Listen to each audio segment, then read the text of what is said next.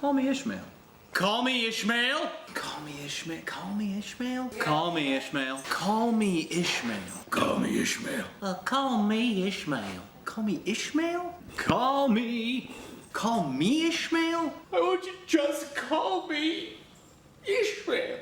And how would you say it if you were a glassblower from Florida who made whales?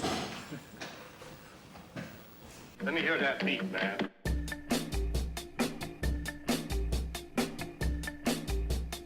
That's the beatest beat. Your partner said that you started doing whale pipes and sculptures after you read Moby Dick? Yeah, we were really kind of just into Moby Dick for a minute. Like, it's actually weird. I think a lot of people think I'm crazy for actually liking that book. But yeah, so we were kind of reading the book together, and she really wanted me to make like a whale necklace. So I made this tiny little whale pendant for her. It's like the first whale, and it's like a little like gray turd on a necklace. It's so ugly, but it was what started it all, you know. I mean, and now they are what they are. So what did you like about the book? I mean, I think more than anything, we just are attracted to that kind of era. It's not even like that I love the writing of Melville or anything like that, but I think the kind of Victorian era and that weird like seafaring thing, I think we just love like hearing descriptions of it and like kind of being, you know, wrapped up in like part of that dynamic. It was like, it's weird because you're reading, so you're imagining like what it looks like, but still somehow it's like seeing it is what really interested us in it. If that makes any sense, and it's kind of crazy. But yeah, so I think that was it. It was mostly that weird aesthetic of the you know, the whale hunt and like the ships and thinking about sailors and all that stuff was what really got us into it. Are you really interested in whales beyond that book? And have you become a whale connoisseur in a sense? Yeah, I definitely have. I mean, that really, the whole thing kind of started with the sperm whale, which is, you know, what Moby Dick was. And I made only sperm whales for a little while. But then it started to be, you know, well, I like humpbacks too, and we keep, you know, finding different whales that are interesting. And yeah, I guess I am kind of like a connoisseur of whales now. We still don't have it really planned, but there's definitely some whale watching trips in the near future that have to happen, you know. But it's funny because I never really thought of myself as a connoisseur of whales, but I guess I am now. You need to print that on your business cards. Right? Whale connoisseur. What kind of interested you about glass, like when you first started out?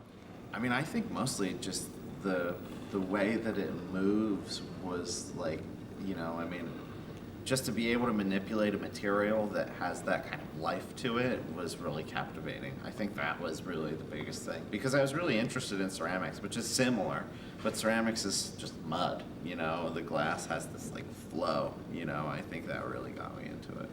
That's something that a lot of people say too, is that it's just the not being able to figure it out when they first start working with it that really attracts them to it. Yeah, the struggle, for sure. Yeah, I think in the beginning too, I had what they call goblet fever. You know, it's like the goblets are hard to make, which makes it all the more, you like want it even more, you know. But then eventually you kind of realize that there's only so many people interested in buying really expensive goblets, so. What's it like being a glassblower in Florida? It's weird, actually. There's not a lot of pipe makers and glass blowers in Florida in general. So it's sort of like, you know, like the lonesome game hiding in my studio at the beach, you know. But it's kind of tough, especially through the summer because it's so hot. We actually end up working third shift a lot just to be in the shop when the sun's not glaring, you know. And, you know, this was really only our first year in Florida, too. So it's interesting. I'm kind of hoping that the winter cools off a little more. But honestly, one of the best things that I never expected about being in Florida, South Florida in particular, is there's a pretty big scene of shops that are bringing pipe makers down there. So I don't know how it hadn't occurred to me, but it seemed like we moved down there and didn't know anyone, and suddenly all my friends come down, like once a month, like someone I know is like somewhere in Florida, you know. So that's been kind of cool because like we were in Cleveland before, and like nobody's coming to Cleveland. You know, I like Cleveland and all, but nobody's Yeah, it's not a destination spot for, I mean, what is even Cleveland known for? no. Steamers. Yeah, steamers. You said it, not me.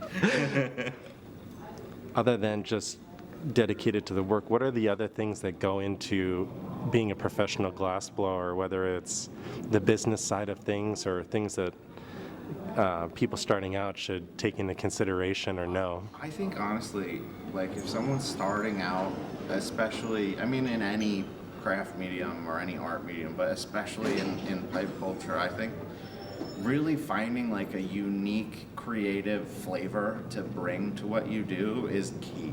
I mean, obviously, people are so skilled. You have to have skills and all of that. You need that.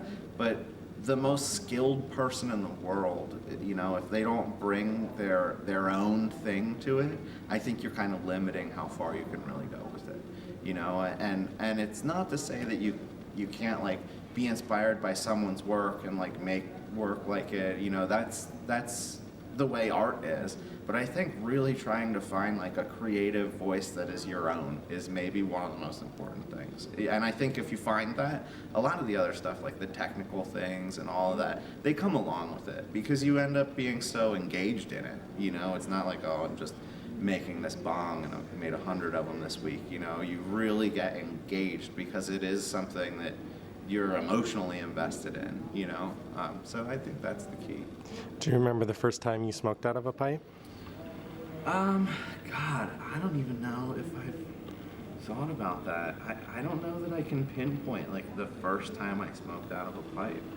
I mean, it was definitely like, you know, in high school, people had glass pipes. It's like we go to a festival and you come back with like your fucking chillum you paid $20 for, you know, and you think it's the shit.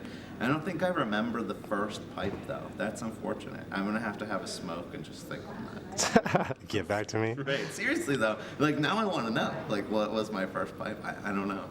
Looking at your work, this thing that strikes me other than the craftsmanship is just kind of how hilarious the concepts are in a lot of the pieces.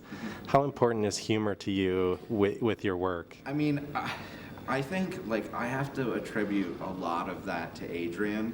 You know, I mean, my wife is hilarious and weird, and that's like so much of what I love about her.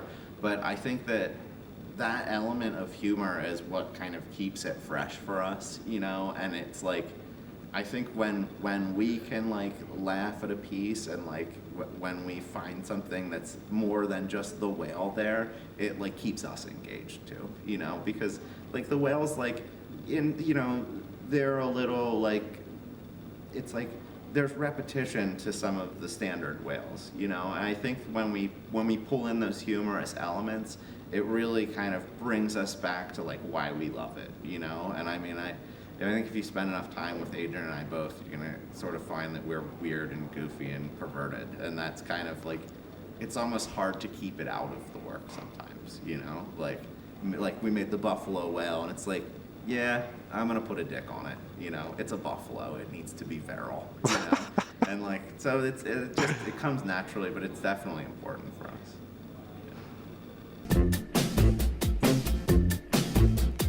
You didn't say it. Ishmael? Call who Ishmael? Call me Ishmael. Call who? Call you Ishmael. Call me Ishmael? Call me Ishmael? Call me Ishmael. 1-800-ISHMAEL. Ishmael. For all your needs. Brother Steve. Call me Ishmael. Just get it over with. Just call me Ishmael. I'm your little Ishmael. I'm your little Ishmael. Just call me Ishmael.